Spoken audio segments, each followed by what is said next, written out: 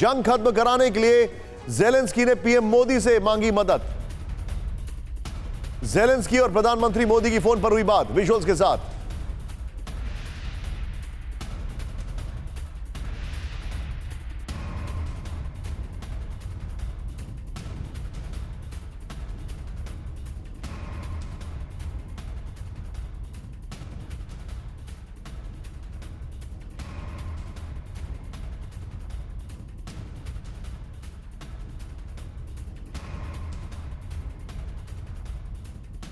कर सकता है, ज़ेलेंस्की ने कहा। एक साल में ज़ेलेंस्की पीएम मोदी में चौथी बार फोन पर बात हुई है। सीधे आइए बिग वॉल पर, बड़ी खबर मैं आपको बता रहा हूं। पीएम मोदी खत्म कराएंगे रूस यूक्रेन जंग, ये सवाल है, लेकिन ज़ेलेंस्की ने पीएम मोदी से रूस से जंग खत्म कराने को लेकर फोन पर बातचीत की है। नंबर 1, नेक्स्ट दिखाइए। ज़ेलेंस्की ने पीएम मोदी से 10 पॉइंट पीस फॉर्मूले का जिक्र किया। 10 पॉइंट, और ये सारे पॉइंट्स ऐसे हैं जो रशिया के खिलाफ जाते हैं। भारत आक्रामकता को खत्म करने और ज्यादा सक्रिय हो सकता है, ज़ेलेंस्की ने यह कहा है। नेक्स्ट दिखाइए। पीएम मोदी ने G20 में भारत की प्राथमिकताओं का जिक्र किया है। नेक्स्ट दिखाइए। यहां पर पीएम मोदी ने कहा कि जल्द से जल्द रूस से जंग खत्म होनी चाहिए, यह उन्होंने कहा है। नेक्स्ट दिखाइए। ज़ेलेंस्की ने करीब 100 टन की मानवीय मदद के लिए भारत का शुक्रिया भी अदा किया है। जंग शुरू होने से लेकर अब तक ज़ेलेंस्की और पीएम मोदी की चौथी फोन कॉल थी। अगली बॉल, बड़ा ध्यान से देखिएगा, अब कुछ सवाल है मेरे सामने। क्या पीएम मोदी से बात करने का आइडिया ज़ेलेंस्की को अमेरिका ने दिया? क्योंकि उसी दौरे के बाद हुआ है। नेक्स्ट दिखाइए, चेंज करिए। क्या यूएस से बात करने के बाद ज़ेलेंस्की को समझ आ गया कि पीएम मोदी के पास ही समाधान है? नेक्स्ट दिखाइए। क्या ज़ेलेंस्की को यह समझ में आ गया है कि भारत ही इस पूरे झगड़े में न्यूट्रल देश है? नेक्स्ट दिखाइए। क्या ज़ेलेंस्की को यह समझ आ गया है कि दुनिया में पुतिन सिर्फ भारत पर यकीन करते हैं? नेक्स्ट दिखाइए। ये बहुत बड़े सवाल है राहुल। क्या ज़ेलेंस्की को यह समझ में आ गया है कि शांति वार्ता का वक्त अब आ चुका है?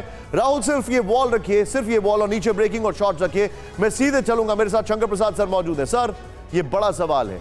क्या ज़ेलेंस्की को समझ में आ गया है कि पश्चिमी देश कुछ नहीं करेंगे, सिर्फ भारत ही इसमें मदद कर सकता है? इतनी कॉन्फ्लिक्टिंग और कॉन्ट्रोडिक्टरी खबरें आती हैं कि बड़ा मुश्किल हो जाता है कि क्या सच है, क्या झूठ है और क्या होने वाला है। एक तरफ कह रहे हैं कि फरवरी तक लड़ाई चलेगी, उसके बाद जब 1 साल हो जाएगा और पूरा यूक्रेन का 0% रह जाएगा, 100% डिस्ट्रक्शन हो जाएगा, उसके बाद पीस होगी। दूसरी तरफ पुतिन साहब से प्राइम मिनिस्टर की बात हुई, ज़ेलेंस्की की प्राइम मिनिस्टर के संग बात हुई। वो कह रहे हैं जी जो G20 में आपने बात की थी बाली में, उसके तहत आप हमारा पीस नेगोशिएशन कराइए। मैं अपनी टीम से एक रिक्वेस्ट करूंगा, माफी चाह रहा हूं राहुल, एक बार फिर से जरा ब्रेकिंग दिखाइए। ये बड़ी खबर है, ज़ेलेंस्की वाली खबर एक बार दिखाइए। ये बहुत बड़ी खबर मैं अपने दर्शकों को बता रहा हूं, उसके बाद मैं इस वॉल पर आ रहा हूं।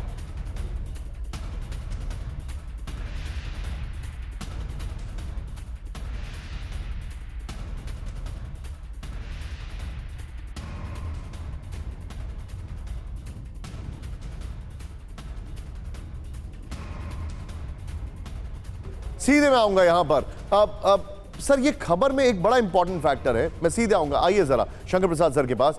सर, 1 साल में चौथी बार बात हुई है। मैं जो आपसे समझना चाह रहा हूं सर वो ये है, मुझे एक बात, आप पहला सवाल तो मैंने आपसे पूछा, दूसरा मैं माफी चाहूंगा आपको रोकने के लिए सर। एक तरफ यूक्रेन को हथियार दे रहा है पाकिस्तान, टैंक्स दे रहा है, उनके टैंक्स को रिपेयर कर रहा है, वेपन्स दे रहा है, और भारत एक न्यूट्रल रोल अदा कर रहा है, उनको सिर्फ एक एड दे रहा है, एक हेल्प की एड दे रहा है। क्या ये रोल्स को डिफाइन कर रहा है सर? देखिए, भारत ने यह साफ जाहिर कर दिया पूरे विश्व को कि Bharat wants peace but yet is ready to and determined to defend its own territory and own interest.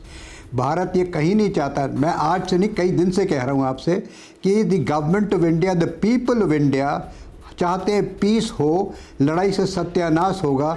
जिस तरीके से भारत में आजकल इकोनॉमिक तरक्की हो रही है, रहन सहन का स्टैंडर्ड बढ़ रहा है, न्यू इनोवेशंस हो रही हैं, न्यू चीज़ें बन रही हैं, लोग पढ़ रहे हैं, लिख रहे हैं, नई नई मेडिकल एड्स बन रही हैं, और इतना तरक्की हो रही है भारत के अंदर, तो इस समय कोई भारतवासी, कोई फौजी, कोई मिलिट्री, कोई पॉलिटिशियन ये नहीं चाहता कि वर्ल्ड के अंदर युद्ध हो और सत्यानाश हो। जिस तरह से लाखों आदमी बेघर हो गए, इस ठंड में मर रहे हैं, वहाँ बिजली नहीं है, पानी, क्या is this the modern world?